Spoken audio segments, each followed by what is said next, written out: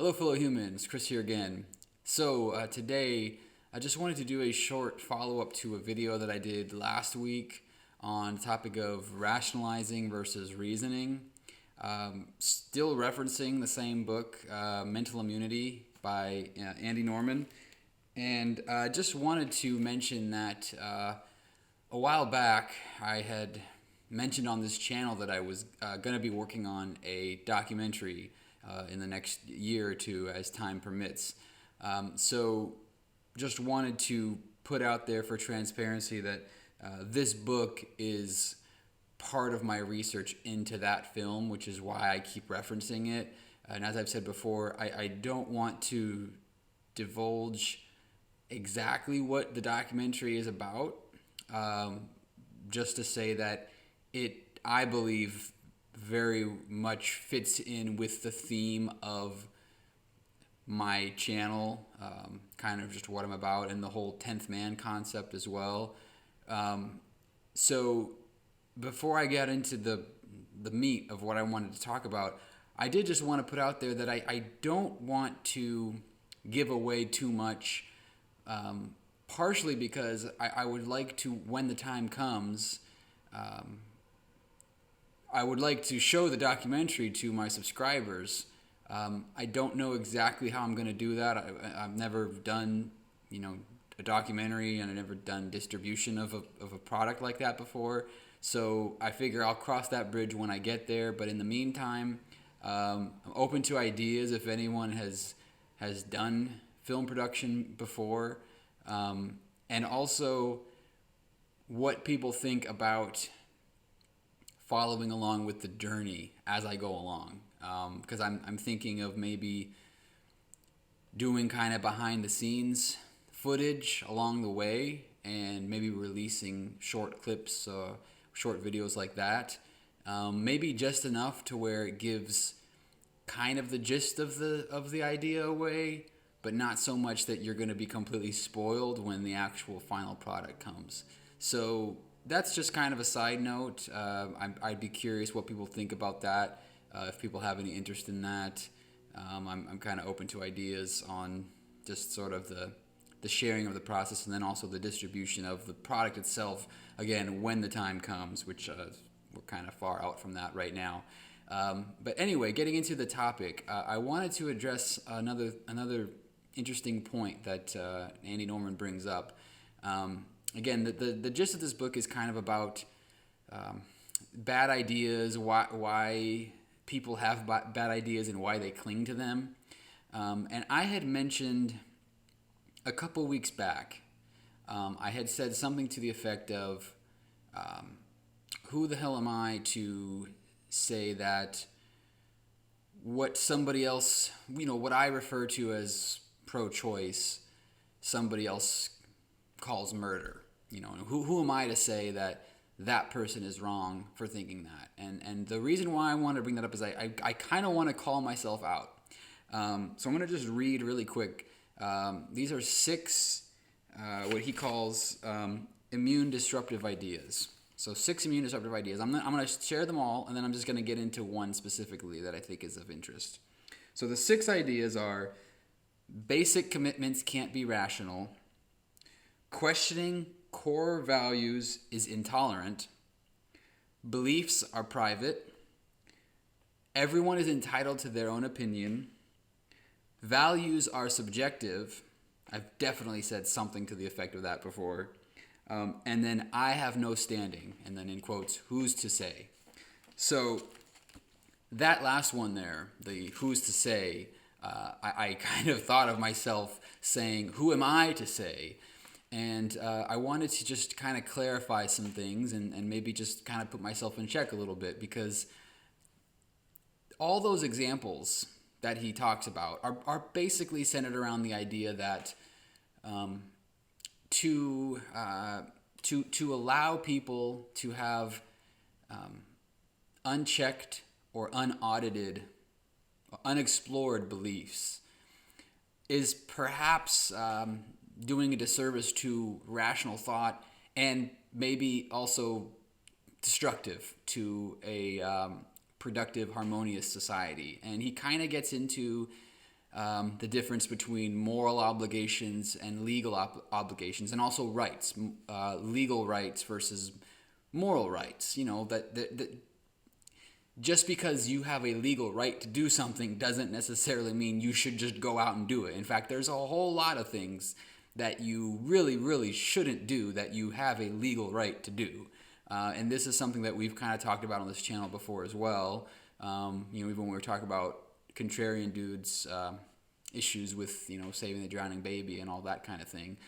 So what I was kind of interested in was the who's to say, and the values are subjective, and like, who the hell am I to say that you shouldn't believe this? And I still stand by that to an extent, but I also wanted to just explore that a little bit and what that means, because I do think that there is a risk when you say who's to say. There's a risk of neglecting the topic to the potential detriment of other people. A good example would be, who's to say that, who's to say we should have transgender specific bathrooms? And I'm not saying that that's we should or shouldn't per se at the moment, but perhaps something like that would alleviate some potential harm that could be caused to members of the LGBTQ community who face sometimes violence when people find out who they are. Again, I'm just touching the surface of a topic there, but just the idea that or like gay marriage is another good example. He talks about that as well. Like, well, who am I to say that your personal belief, your religion tells you that gay marriage is wrong. I mean, who am I to say that you're wrong to think that? Can lead to a social acceptance of intolerance, really. And so when I said, who the hell am I to say that you're wrong to think that abortion is murder, I'm not saying that this topic is closed, that this end of discussion, because I do think that there are real world implications for people, for women, in Texas again, specifically, and other places, people who have that belief. So I personally, I don't make a value judgment on who you are because you believe that abortion is murder. But I will still question you, and I will discuss the matter if it comes up in conversation, and try to challenge you on that, because I do believe that has the potential to be destructive for people, for people in our society. Again, that's just one example, but Andy Norman also talks about beliefs leading into action. And so if there's this sanctity of belief, of personal values or opinions, to where it's untouchable, those beliefs can lead into action, and that could be problematic, or inaction, vis-a-vis not passing legislation, not making gay marriage legal until just when they finally did, but they took a really long time to do it.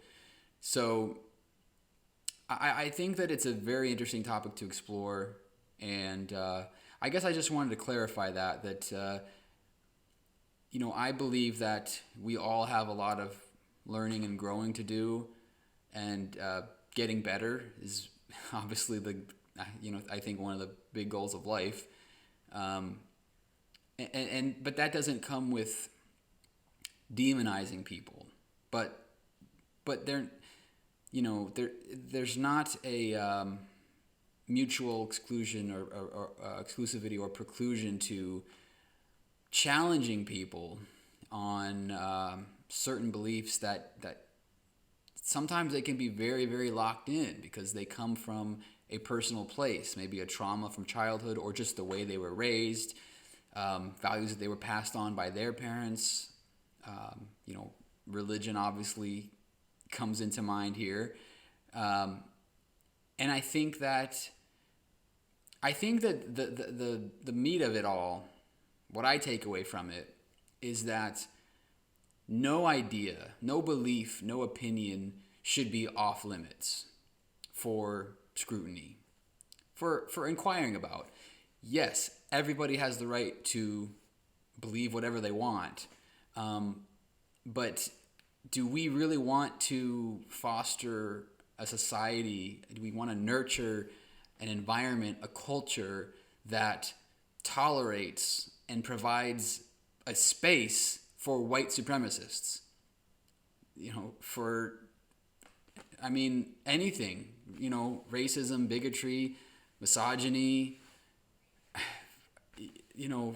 there, some of the things I don't even want to say, some of the really horrible things that exist in our world. A lot of those beliefs are perfectly legal and constitutional. But does that mean that we as a society need to foster or protect them? This is where you start treading into morality versus legal.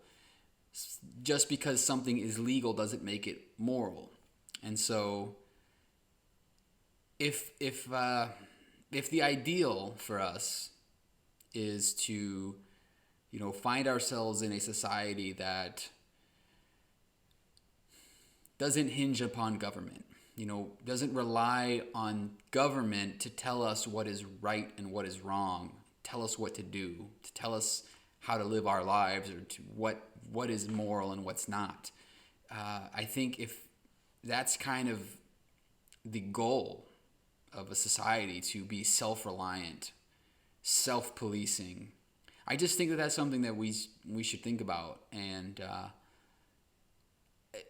there's a false equivalency sometimes about tolerating intolerance or being intolerant of intolerance somehow being a double standard or a sort of a conflict of interest within itself, as if, well, I claim to be tolerant and yet I'm intolerant of white nationalism, so therefore I'm intolerant now. I don't think that's comparing apples to apples, I guess is what I'm trying to say. We can, as a society, separate the legal rights from moral rights. And that doesn't mean that we get to persecute people with those sorts of beliefs or hurt them in any way. But that also doesn't mean that we need to, we don't need to humor them. We don't need to encourage or provide open outlets for them to spread their hate. And that includes, obviously, social media, since that's such a huge thing now. But anyway, that's just something that I was thinking about. I'd be curious what people's thoughts are on that. I think that it's definitely an interesting conversation. When you talk about freedom of speech, freedom of thought, ideas, being reasonable, being rational, but also just having the right to believe what you want. But obviously the right to swing your fist ends with someone else's chin, something like that. When beliefs can lead into action, even by other people, I think it's fair to explore those things. And I think that there's a lot to be said for the idea that personal beliefs can and do affect other people. And then are they really that personal? That's the question, I guess. But who am I to say, right? The answer is we're all to say. It's on all of us to challenge each other and try to be better all the time, always. Always try to be better, because we always can. The day you stop trying to improve, the day that you think you're perfect, is the day you've stopped trying to improve. So anyway, thanks for checking in on me. I will catch up with you all again soon. Please let me know again what you think about the documentary stuff, what your ideas are, or what your thoughts are on sort of things you'd like to see. And I will be catching up with you all again very soon. Thank you very much for checking in on me. And remember, don't be afraid to hit like, comment, or subscribe. I never say that, but just figured I'd say it this one time. And don't be afraid to question the consensus. Have a great day.